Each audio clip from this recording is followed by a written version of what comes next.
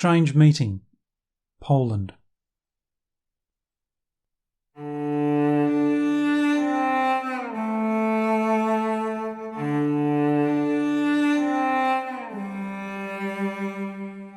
It was late afternoon in Poland, and although the shadows were beginning to lengthen, the spring air was still warm.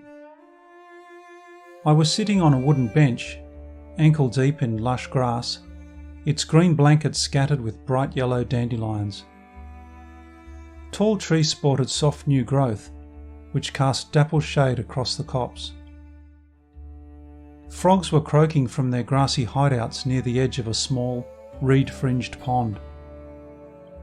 I watched as a heron landed next to the water, poked around a while, then lifted off again. After touring the main areas of the Birkenau Concentration Camp and learning of the horrors that occurred there, it was a relief to find a patch of tranquil nature.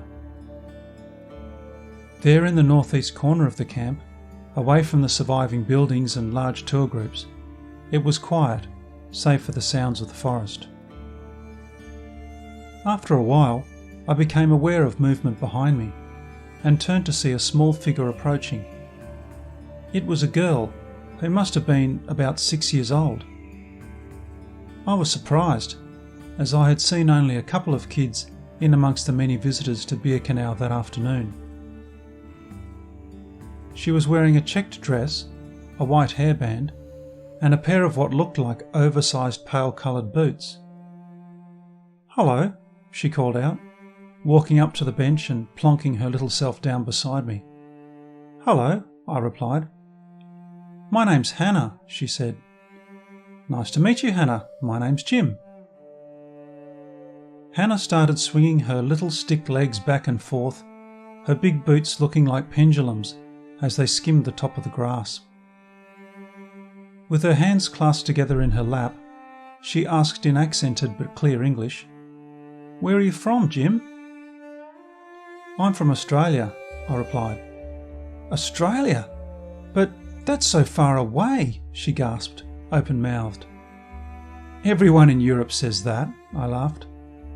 "Well, yeah, it is, but you just sit in a plane for ages and then you arrive. It's not as if you have to walk." Hannah giggled. "Where are you from, Hannah?" "Poland." "Oh, right. Whereabouts?"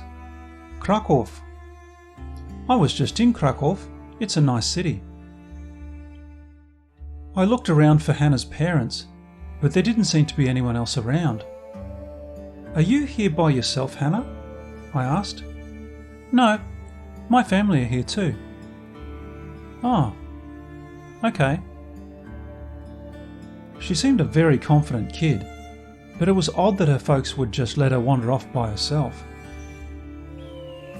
Then Hannah stopped swinging, grasped the end of the bench with her hands, turned to me and asked, "Why did you come here?"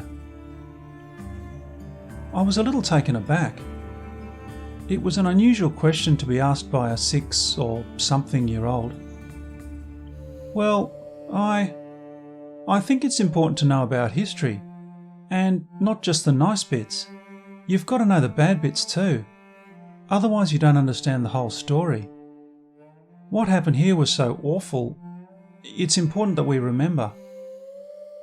Hannah blinked her dark eyes, then gave a little nod. Her next question was also a little strange, but I guess it made sense in the context. "Are you Jewish?" "No," I said, "but I've seen a lot of people from Israel here today." "Many seem to have come in big tour groups. They're all wearing the same white polo shirts," I said. "I've seen some people carrying Israeli flags too." "Are you Jewish, Hannah?" "Yes," she replied, nodding. "Oh," was all I managed. I'm... I looked at her and shook my head, unable to find any words, not even for a little kid. She gave a half smile and nodded, freeing me from my awkwardness. We both looked toward the pond, where unseen little creatures were making concentric circles in the still of the surface. "I'm going now. announced Hannah, standing up from the bench and smoothing her checkered dress. Oh, okay, Hannah. It was nice chatting to you.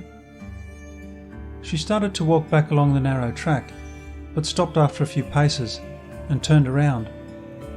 Don't forget me, she said. I won't, I replied, thinking what a nice but odd little kid she was as I watched her disappear behind the trees. I figured I should be making my way back too.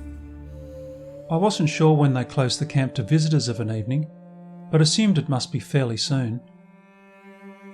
I stood up and walked back to the path and found 2 information panels with text and photos which I hadn't noticed when I arrived. The words began, "Jew selected for immediate death awaited in this clump of trees for entrance to the undressing room and the gas chamber." Where I had sat, enjoying the warm afternoon, hundreds of thousands of people had waited for the orders that would send them to an agonising death. With a heavy heart, I made my way back along the dusty, stony road, leaving behind the beautiful little copse and the ghosts of Birkenau.